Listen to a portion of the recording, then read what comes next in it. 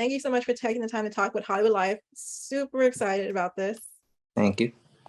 So let's jump into your recent performance for the Black Artist Forever with the powerhouse writer and producer Kenya Barris at this year's Tribeca Film Festival. How was that for you? It was really amazing. One, because that was my first time in New York since before the pandemic. So it had been a few years, and I also had a show earlier that day. So it was one of those things where I had to like perform and then hop on the plane and then go to New York and perform there too. It was really dope to one, be in New York, and two, like be in a room with a lot of the people that that inspire me, that I listen to. You know, Koya was there, Gogo was there.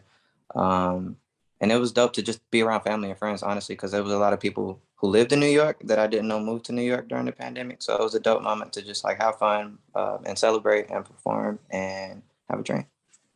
Is there like a key moment you can tell us about? Anything specific?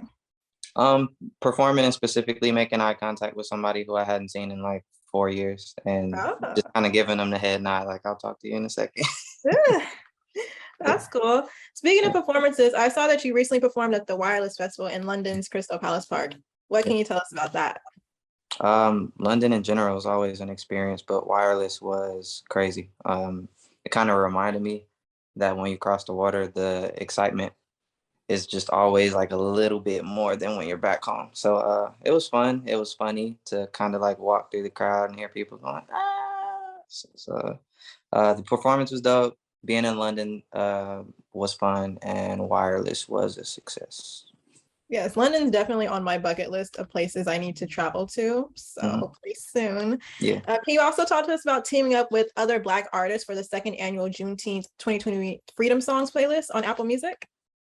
Yes, that was actually a really out of the blue moment. My manager told me about the project, and initially I think they wanted me to do like any kind of song, but he had recommended that I do Umi Says, and when he recommended that, I ended up just telling him I can't commit because I don't know how.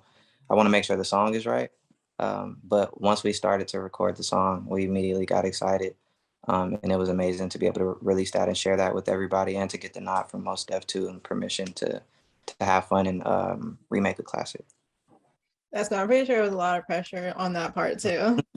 No, it could have been, but I didn't really like. As long as I feel like I do it justice, and the creator feels like I do it justice, then that's all that matters. Yeah. That's right. Yeah. Now, as established as you are, what advice would you give to a rising artist who wants to break through the music industry? I would say to use the information that is available to you. I think that it is a lot more available than it used to be in the past, where you can just like find ways to get inspired, or find ways to like find funding.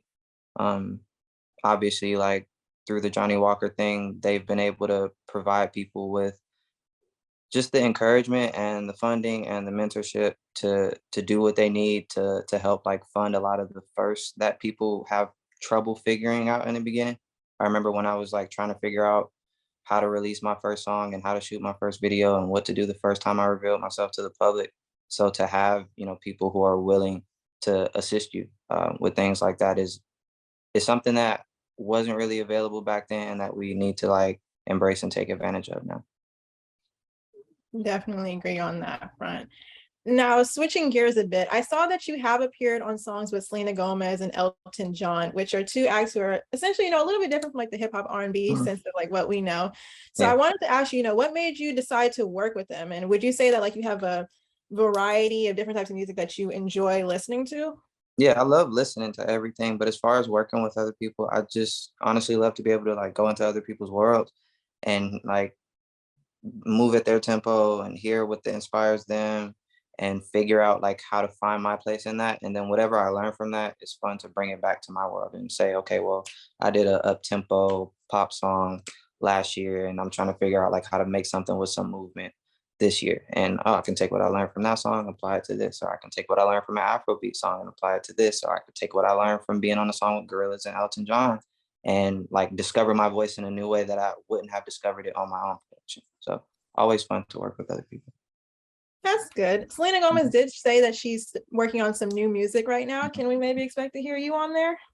That would be dope.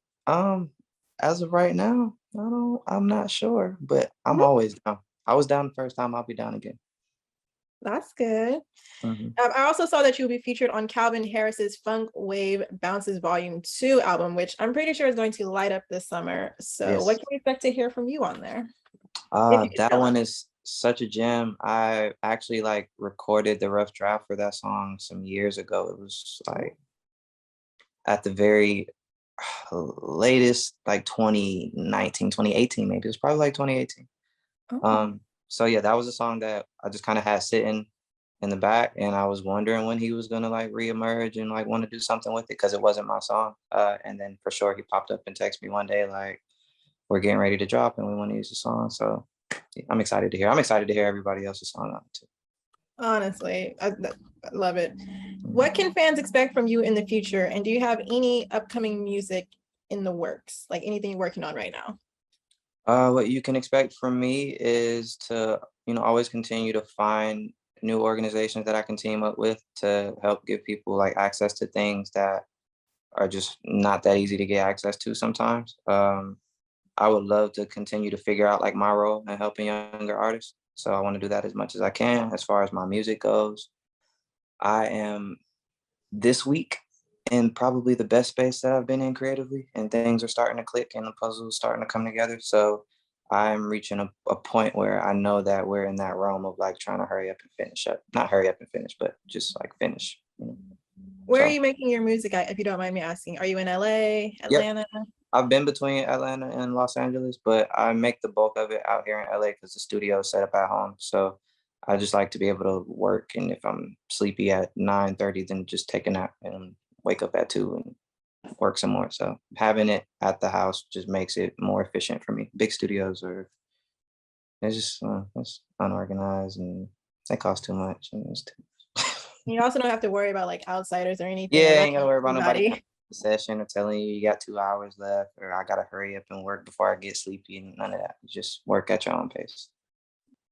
That's good to hear. I really appreciate you talking to me and Hollywood Life. And I also love hearing just like how, dedicated you are to helping younger artists get on. I feel like you don't hear that too much with people who are well established all the time. Yeah. So that's good to hear. But I want people from Hollywood Life to take away from them with something that maybe like if they didn't know you. So for the people who don't know, what do you want them to take away from this interview?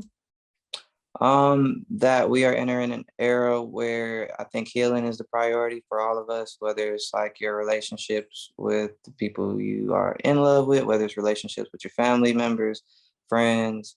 Um, I think that we're really in a stage where we all are supposed to be like collectively helping each other. So, as much as I can continue to figure out my place in that, I want to do it, and I want everybody around me to do it. If you're going to be a part of my life, so if anybody's to take anything away, it's just do your part. That's all. Beautiful. I love that.